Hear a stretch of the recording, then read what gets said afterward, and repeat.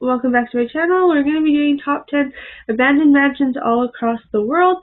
I just wanted to send out positive thinking, positive thoughts to those people who are stuck in that submarine down in the ocean.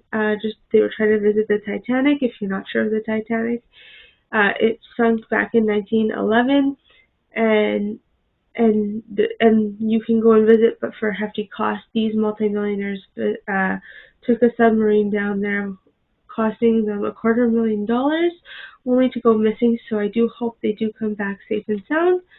But yeah, that's it. Let's move on to these mansions. So number one is the Linewood Hall, Elkins Park, Pennsylvania. So it says the 1897 house is perhaps the most amazing mansion still standing and falling apart. Built in Philadelphia, suburb by architect Horace Trumbar for industrial Peter A. B. Widener, the 110th room mansion is now vacant and owned by the First Korean Church of New York. It could be yours, though. The 34-acre estate is on the market for $15.5 million. So if you have that money, or if you can afford that, go for it. Number two is the Halcyon Hall at the Bennett College, Millbrook, New York. Built as a luxury hotel in 1893, this 200-room structure became the main building of Bennett College. In 1907, the Women's College closed in 1978 after going bankrupt. The property was purchased in 2014, and the new owners plan to tear down Halcyon Hall and turn part of the 27.5-acre site into a park as of August 2016. However, the dilapidated building was still standing. Number three is the Wyckoff Villa, which is located on an island in the upstate New York St. Lawrence River. Was built in 1894 for William Wyckoff, who made his fortune selling Remington typewriters. Wyckoff sadly died of a heart attack his first night in the home a month after his wife passed away from cancer. Although Wyckoff left the house to his son, it has sat abandoned for the last 6 decades. Number four is Cheonyi, number 81, Beijing, China. The house was completed in 1910 and was reportedly built by the Qing imperial family as a church for British residents of Beijing. In 1949, after communists defeat the nationalists in the Civil War, a high-ranking nationalist official who was living there is said to have deserted his wife, or perhaps his concubine, I don't know, and fled to Taiwan. The woman was so devastated that she unalived herself from the rafters of the 3-story mansion, and local residents believe that her spirit has haunted the abandoned home ever since. 5. Chateau Miranda-Sells, Belgium. As also known as Chateau de Noisy, this mansion was built for the Likekirk Beaufort family in 1866, who relocated there following the French Revolution. It stayed in the family until World War II, when it was repossessed by Belgium's National Railway Company. It housed 6 sick and orphan children until 1980, after which it was abandoned, although there were a number of offers to buy it. The previously ornamental castle was slated to be demolished last year. Number 6 is the Villa Diveki, Lake Como, Italy. Here's another house with a sad story.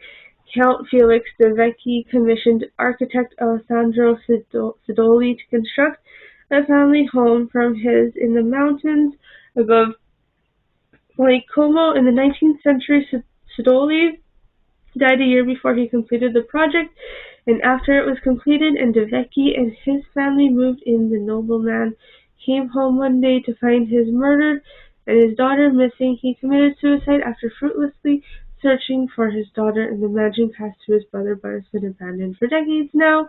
Always been curious of what happened, so if you guys know more of the story, please comment below. I'd love to hear it. Number 7 is the Eldon Castle, Austining, New York. Inspired by the vision of his wife, architect Lucy Abbott Kate Abercrombie and Fitch founder David T. Abercrombie built Alda Castle on nearly 50 acres in 1927. At one point, the 4,337 square foot home had rooms including servants' quarters. It sat empty for a number of years following the couple's death and fell prey to damage from vandals, including fires and painted poured on the marble floors. According to Country Living, now it's for sale for $3.5 million, but buyers beware. The listing notes that the castle is in need for a total renovation. Probably. I don't know why a lot of these seem to be in New York. This one here is the Wyckoff Castle, Rhinebeck, New York. Excuse me. The 24-room mansion was commissioned by Edith Wharton Edds in 1853 and reportedly inspired the phrase "keeping up with the Joneses," based on its influence on subsequent surrounding estates. It was abandoned in the 1950s and bought in 2003, before being sold for $120,000 at a 2016 auction. Although it was once a 9-bedroom prime property with Tiffany skylight, the home is now in ruins. Entire parts of it have fallen in, leaving a gaping hole in one side. Next one. The Liu family mansion, Taiwan, also known as the Mingxiang. If I said that wrong, I do apologize. Ghost house. This 3-story Baroque mansion was built in 1929. The Liu family, its occupants, reportedly abandoned it in the 1950s because it had become haunted by a heartbroken maid who drowned herself in the well. Another theory is it's haunted by Japanese Imperial Army soldiers who died in the battle on site. And last but not least is the Bannerman Castle, Polypel Island, New York. Again, New York. Located on a small island in the Hudson River about 60 miles north of Manhattan, the castle was constructed by Scottish-born arms dealer who bought the island in the 1900s to house his munitions arsenal. In 1920, 2 years after Francis Bannerman's death, 200 tons of ammunition exploded. Parts of the house, including windows, were destroyed. The island has been vacant since 1950, but is open for tours today. Cool. So you can go visit that. So that one's everything for that. So I guess that was the top 10 haunted mansions across the world. So just before we get off here, a couple things I wanted to mention too was I wanted to go into facts about the Titanic one of these days. Not today, just because I don't think that's respectful.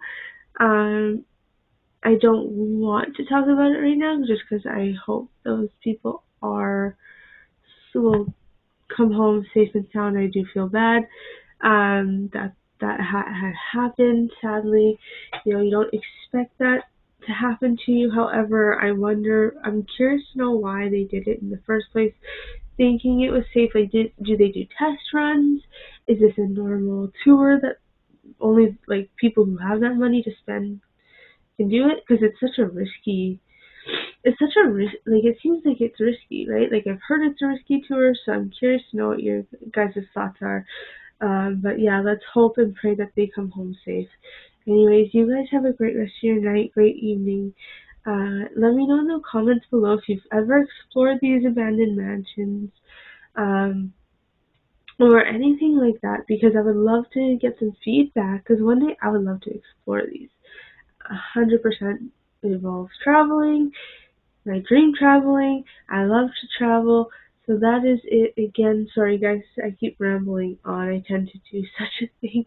However, where would you guys like to go one day? What's your dream trip? And if you have a place you would like to see that's spooky or that's fun to visit, I'm going to do some of the top-notch restaurants across the world, or across Europe, or little countries like that too, so we could keep it light and positive and not always so creepy and about abandoned places. But I'd also love to hear about abandoned houses that genuine families once lived in, and then love to know the story behind those too.